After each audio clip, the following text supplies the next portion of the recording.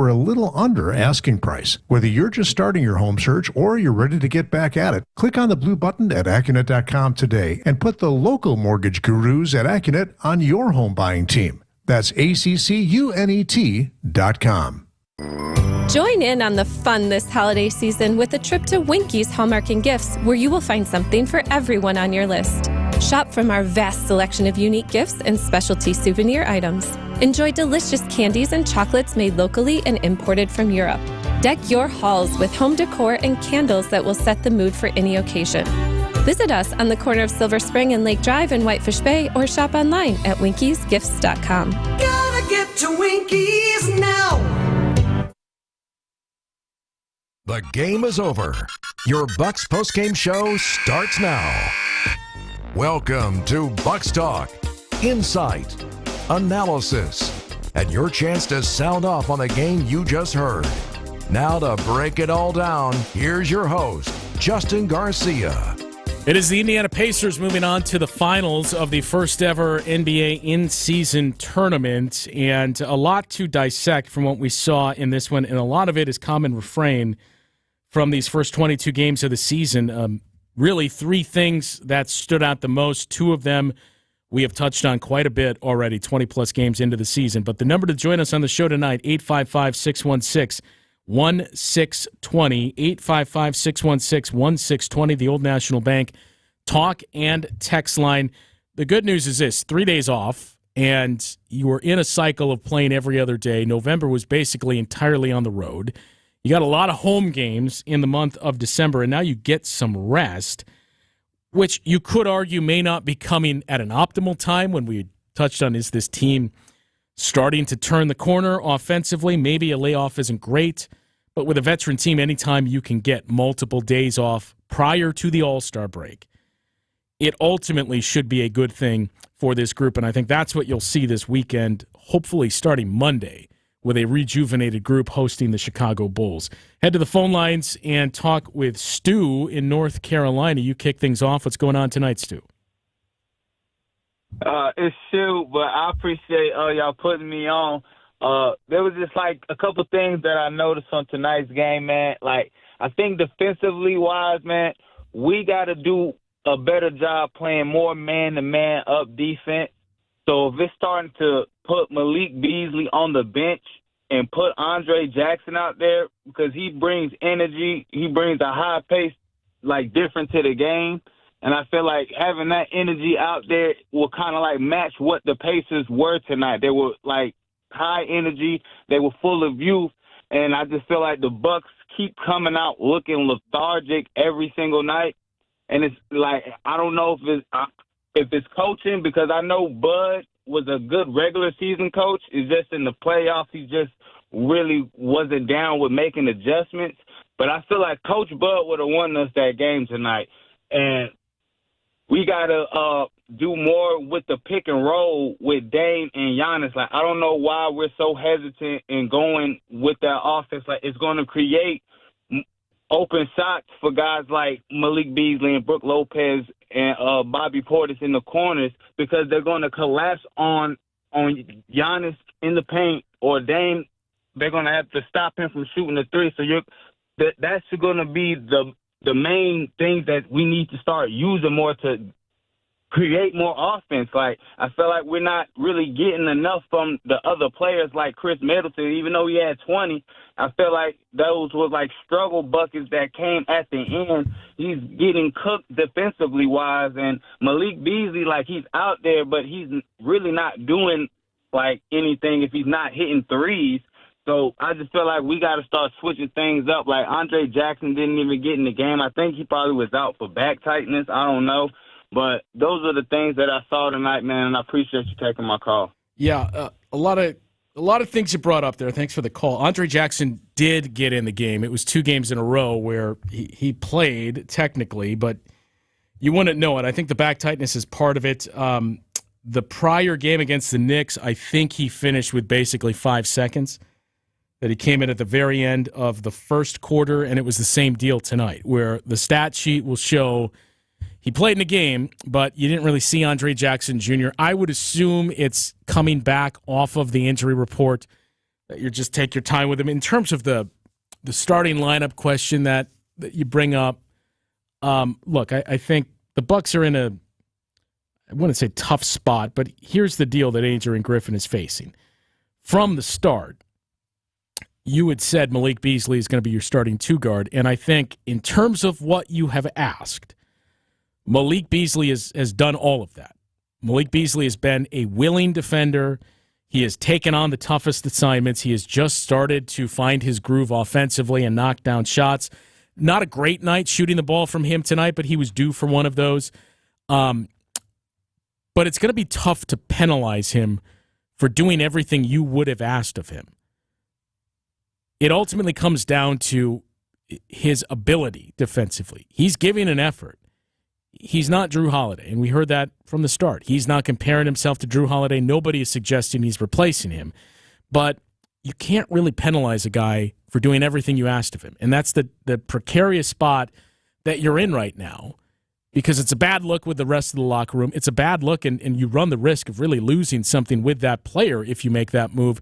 I know on paper it screams for not maybe that exactly, but something, whether it's Andre Jackson Jr., Marjan Beauchamp. Andre Jackson Jr. makes the most sense.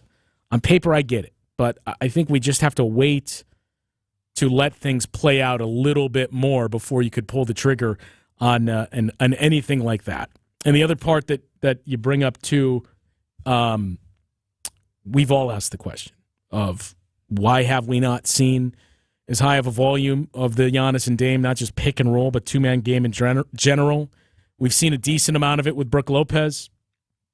A lot of that has to do with the way they stagger minutes and Dame being on the floor with Brook Lopez. When Giannis exits, Dame plays the entire first quarter.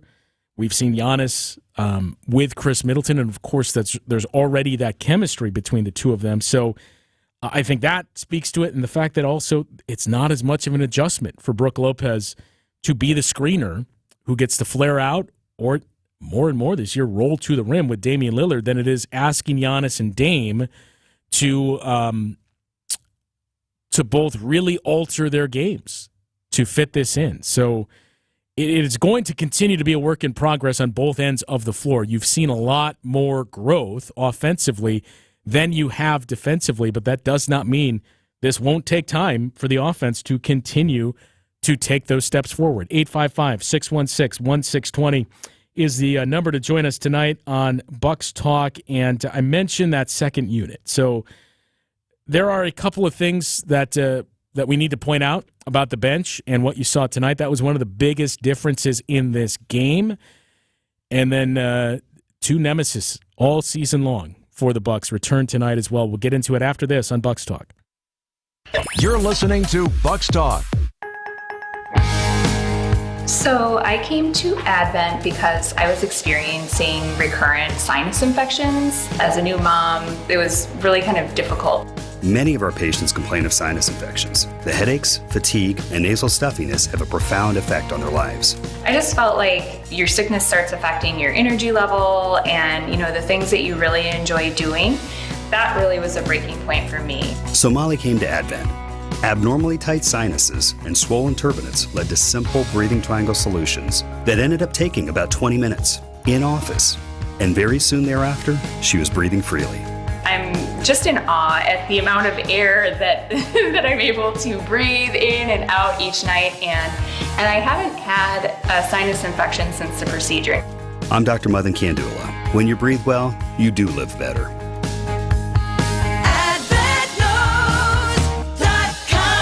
Results may vary. Step out of your kitchen tonight and enjoy a free dinner at the historic Fox and Hound Supper Club, voted the best supper club in the area. WTMJ's John Mercure here. It's one of the most gorgeous and affordable supper clubs to visit during the holiday season. When you buy one dinner, you get a second dinner free. Desserts, my favorite part of the meal, are also buy one, get one free. Order your favorite seafood, steak, pasta, anything on the menu, including the steak and lobster, and your second dinner's free. Sip on a delicious old-fashioned, Manhattan bourbon. They've got 100 wines, tap beers to accent your dinner. The Fox and Hounds has been transformed into a winter wonderland with thousands of lights, decorations, Christmas characters inside and out. It is a must-see. You'll feel the warmth of those 7 real wood-burning fireplaces as soon as you walk in the door. The Fox and Hounds, just off Highway 167, 2 miles east of the famous Holy Hill Shrine. The drive is beautiful. Weekends may be too busy for some. Enjoy your free dinner tonight. And the Friday fish fry is all you can eat.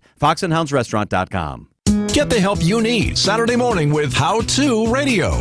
At 7, it's the WTMJ Fix It Show with David Nason, featuring this week's guest, Capital Heating and Cooling. At 9, plan your dream vacation with the Fox World Travel Show.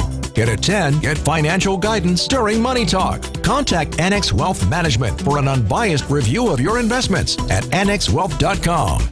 How To Radio, Saturday mornings on WTMJ. The Round Ball Repartee returns. This is Bucks Talk.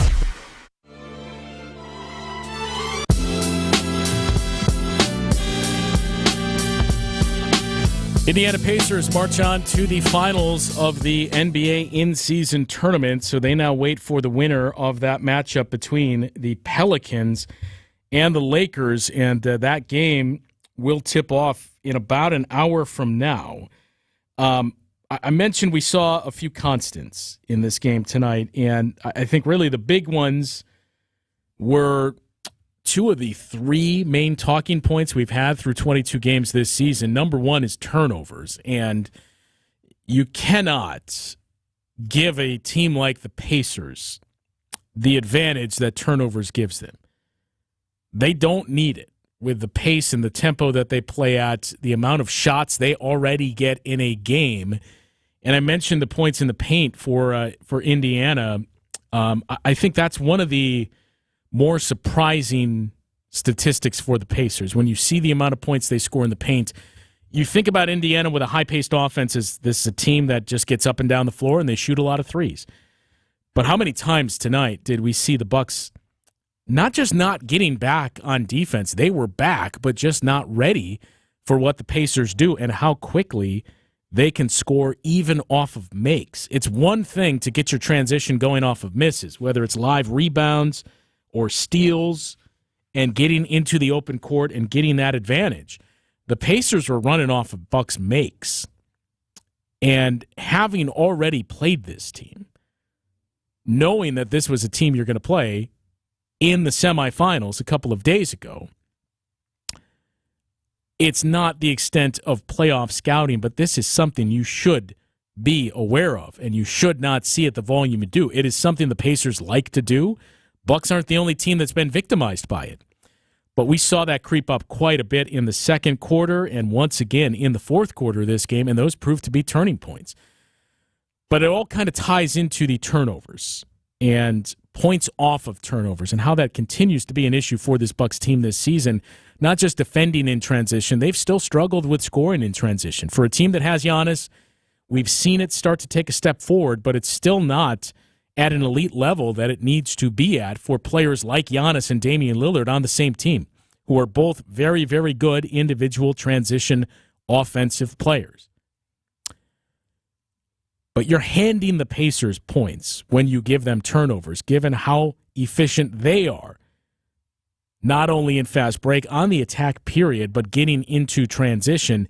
You're spotting them an advantage, and the Pacers took that advantage.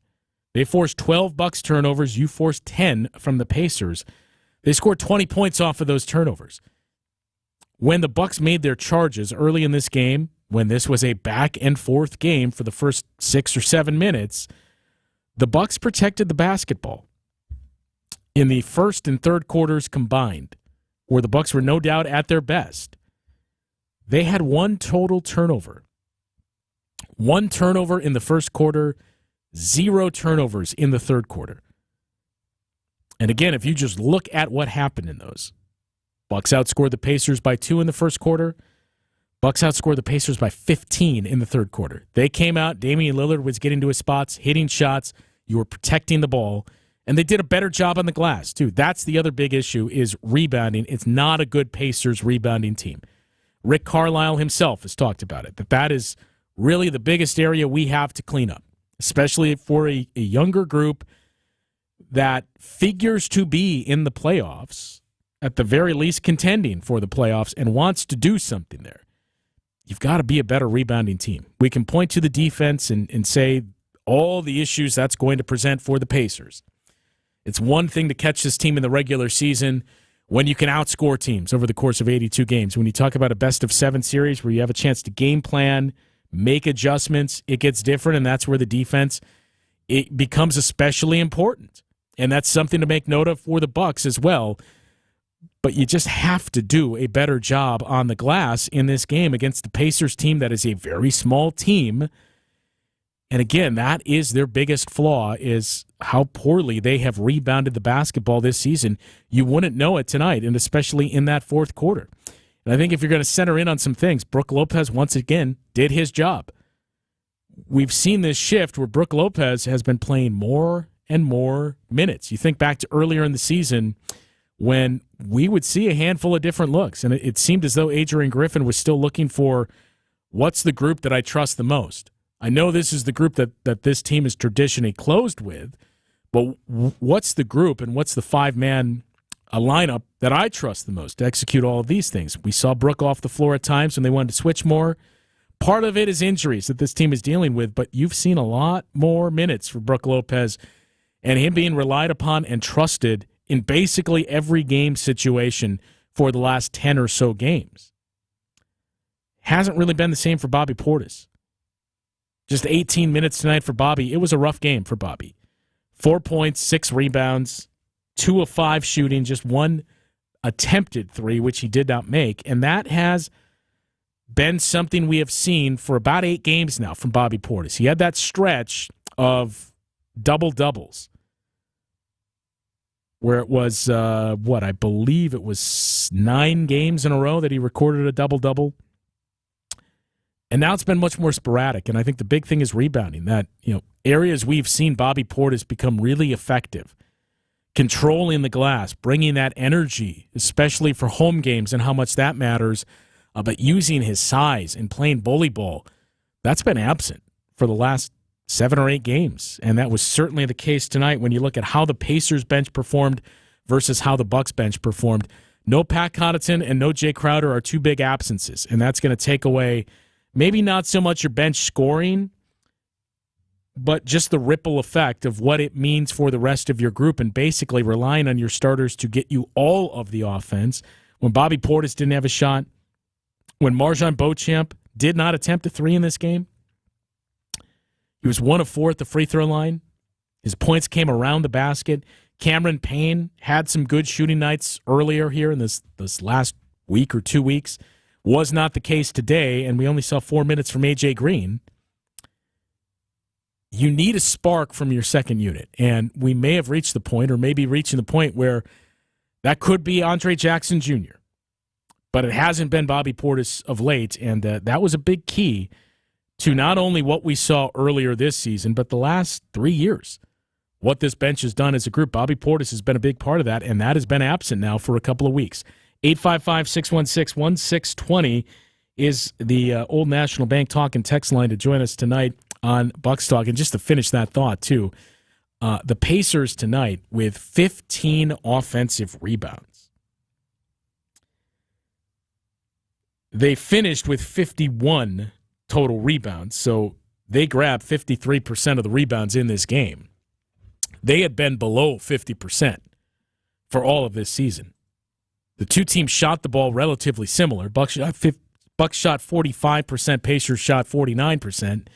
But again, look at the amount of shots the Pacers got. It's the pace they play at. It's taking the ball out of the net, even off of makes, getting down the floor, forcing those turnovers, and 15 offensive rebounds. They took 102 shots in this game tonight. Only made 7 threes. You made 5 more threes than the Pacers, but it was getting up and down the floor and scoring those transition baskets, mostly on layups. That was a big difference in this game. 72 points in the paint tonight for the Indiana Pacers. And again, one of those rarities where we spent so much time earlier in the season talking about the lack of that one individual defender. especially on the perimeter. You got Giannis and you got Brook Lopez, but on the perimeter, the guy that was Drew Holiday in seasons past, we have seen backcourts torch the Bucks throughout this season. It happened again tonight. It may not have been to the level in terms of point production from Tyrese Halliburton, but everything that he did, he kept everything moving tonight for the Pacers. 27 points, 15 assists, and 0 turnovers. So whether or not it's more man-to-man defense, as our first caller suggested, the Bucks went to zone quite a bit in the second half. The Pacers slowly but surely found a way to score against that zone. Whether it's more minutes for Andre Jackson or Marjon Beauchamp, your defense has to continue to take some strides. They've been basically a little bit better than league average, as we've talked about for quite a bit, in games played since November 3rd. You can't just settle for that. You got to continue to look for ways to come up with stops.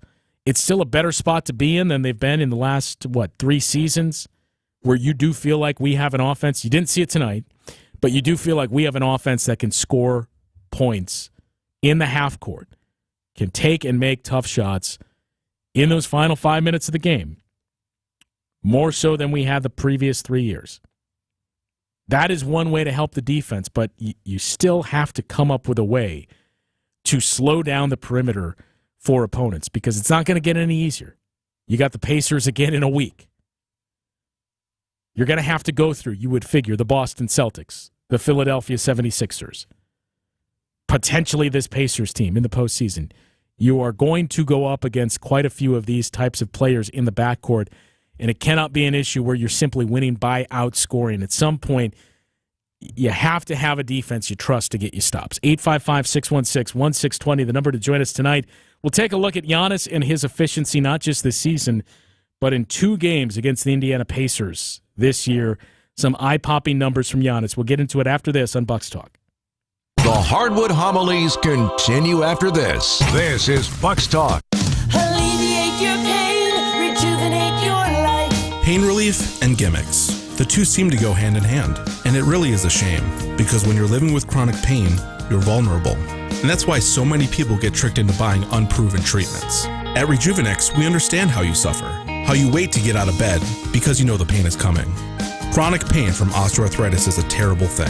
And that's why we use our proprietary, powerful, FDA-approved treatments to precisely target your affected areas, to provide cushion and lubrication that helps deliver long-lasting pain relief in shoulders, hips, elbows, and knees.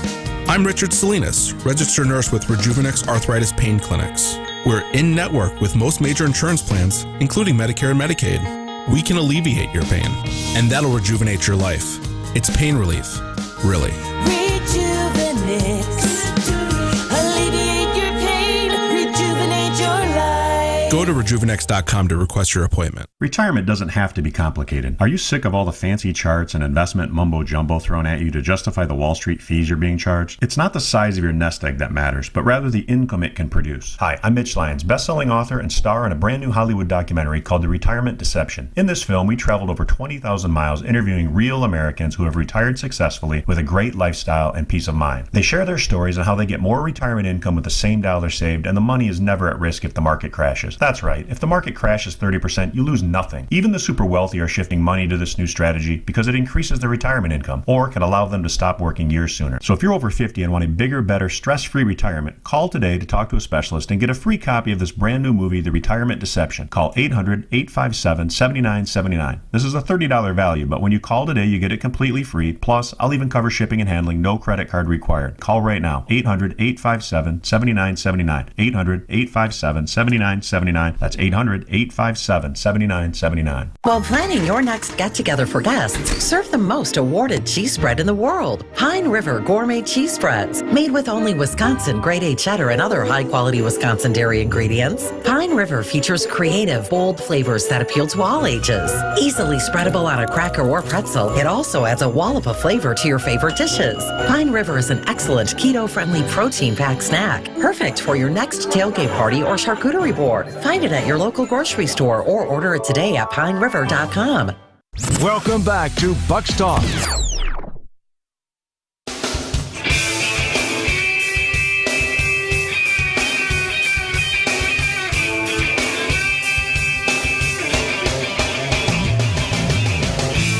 So going off that last point about the bench, in the last 8 games for Bobby Portis, and this basically comes right after that 9-game streak of double-doubles, double-digit scoring, and 10 or more rebounds. In the last 8 games, this Bucks team is 5-3. But for Bobby Portis, in those 8 games, he has scored 60 points, which is not even 8 points per game. He has 53 rebounds. And look, as I've mentioned quite a bit, the plus-minus is, it's not the be-all, end-all. It doesn't necessarily tell the story of the game. A lot of times it will match the eye test. So it's just used for contextual purposes. But in those 8 games, Bobby Portis is a minus 28. He's been out-rebounded. He hasn't given you that spark. He hasn't hit shots. He's 4 of 18 on threes.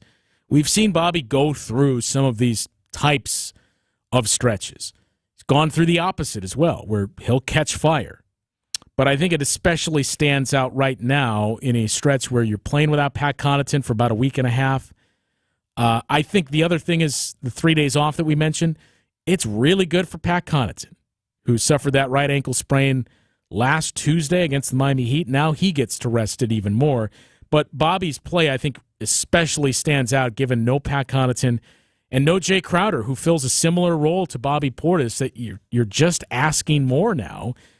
And if he's not producing, it stands out even more so. That's the spot that we found ourselves in these last roughly 10 games. That 8-game stretch for Bobby hasn't been kind so far, but again, we've seen him have these cold streaks followed up by some immense hot streaks as well. When we come back, I promise those numbers from Giannis and what he's done against the Pacers this season. Not just the Pacers, but efficiency is really the word to use for what has stood out the most from Giannis in his play for most of this season, especially the last month, I would say, 3 weeks. And efficiency, especially against the Indiana Pacers. We'll get into those numbers after this on Bucks Talk. The Hardwood Homilies continue after this. This is Bucks Talk. We keep you safe, warm, and dry, Semper Fi. Our production department really kicked it into gear this season, and we finished before we thought we would. And we'd like to keep our people working until the snow flies, so we're going to offer a discount. Now, a lot of discounts you hear about, they're just off an already inflated rate that ends up right in the same slot as everybody else. In this case, because we're past our break-even point, we can offer a real discount. And here it is. We can afford to take 10% off your roofing project if you call and sign up before the end of the year. If we can't get to it because the weather turns south on us, we'll still hold your price for next year. And this isn't some fugazi discount. It's 10% off what our pricing would normally be. It's for roofs only, and it expires at the end of the year. So take advantage of a nice discount on top quality workmanship from good people who care. We're Semper Fi Roofing and Exteriors, your local, veteran-owned and operated exterior remodeling company. We keep you safe, warm, and dry, Semper Fi. Artwork, especially original artwork, can be pricey. But when you take it in on consignment from nice people like you, who are just ready to change the look of their home, you can price it right. And you'll find a lot of it at Design Exchange. Beautiful frame pieces by a number of notable artists. And new ones pop in all the time. This is Katie with Design Exchange, where discerning buyers with discriminating tastes come to find premium home decor at a value. In Heartland and Pewaukee. Design Exchange. Now these tend to fly off the shelves. But don't worry, because our connection supplies us with a lot of them. Vintage ceiling tiles from once great old buildings in New York City that make for ultra-unique artwork. These items are definitely hard to find from anywhere else around here. So come take a look, and you'll probably find a treasure. This is Katie with Design Exchange, where discerning buyers with discriminating tastes come to find premium home decor at a value. In Heartland and Pewaukee. Design Exchange. Your wealth, your legacy, your taxes. Without a doubt, they've changed from where you started. Is your old financial plan keeping up? It's time for the Annex Wealth Management Tax Smart Strategy Review. It's the best place to start with Annex. No high-pressure sales. No advice that's not in your best interest. Zero commissions. We're not just looking for the lowest taxes today. We look through retirement and determine the best tax path for you and your family. Get an Annex Wealth Management Tax Smart Strategy Review. Visit annexwealth.com/taxsmart. Welcome back to Bucks Talk.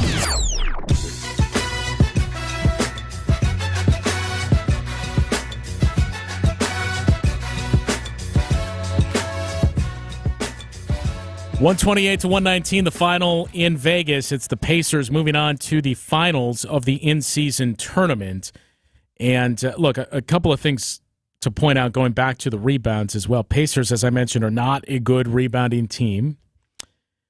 They're decent on the offensive glass. We pointed to how many second chance opportunities they created, especially in that fourth quarter, and it wasn't Miles Turner that was the guy that was grabbing those offensive rebounds. He played a role somewhat similar to what we see from Brook Lopez, but it was the rest of the guys. It was their wing players that were really active on the offensive glass. Buddy Hield had 4 offensive rebounds. Tyrese Halliburton had 3. Obi Toppin had 3. Benny Matherin had 2.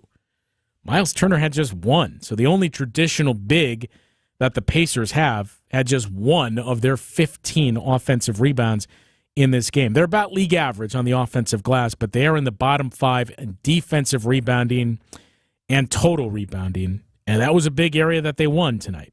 Now, the biggest area they did not win, and very few teams in the league can win this, is finding a way to slow down Giannis. So you go back to the first game between these two teams this season. Giannis scored 54 points and did it on 19 of 25 shooting. And more impressively, 16 of 18 at the free throw line. Today he goes 11 of 13 at the free throw line and 13 of 19 from the floor for 37 points. Against this Pacers team especially, he has been efficient this season. But that has really been the biggest difference we've seen from Giannis this year to last. Like last year, there was a lot of conversation going on over what's happened to Giannis's efficiency. Those long twos that he was taking a lot of. Those shots in the mid-range, they weren't falling at the same rate we had seen the previous 2 seasons. That has not been the case this season. He has taken a lot more shots around the rim. He's been more consistent on those shots just inside of the free throw line. He's taken a lot fewer long twos. And as of right now, he's averaging the fewest amount of three-point attempts per game than he did since Jason Kidd was the head coach of the Bucks. You'd have to go back to his 3rd season in the NBA, the final season before he became an All-Star.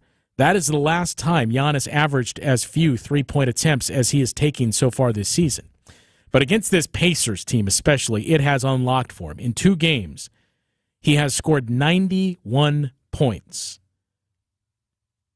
He is shooting 73% from the field. He's attempted just 2 3-pointers. He hasn't made one, but he's taken only 2 threes. And he's shooting 87% at the free throw line. We're continuing to see those numbers spike for Giannis. The free throw shooting, again, I'm going to plant my flag on that number of 70. If he can get to 70% at the free throw line, that changes a lot of things. And especially for how much this team is going to be able to get to the free throw line with what he does early in the game, with what Damian Lillard brings to this team. You can get to 70%. That changes a lot. Right now he's at 65%.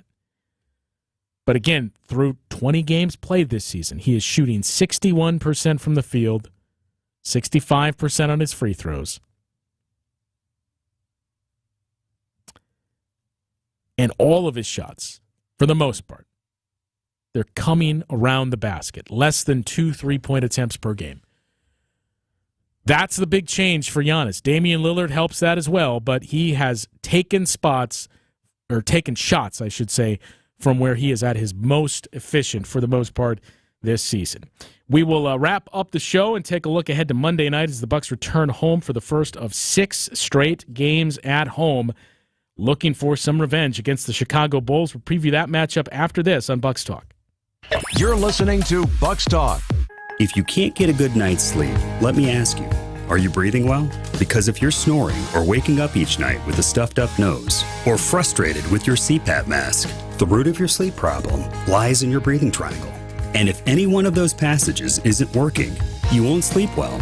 And there's no mattress, pill, or other gimmick that can fix that. I'm Dr. Madan Kandula. A recipe for a good night's sleep starts with an open airway.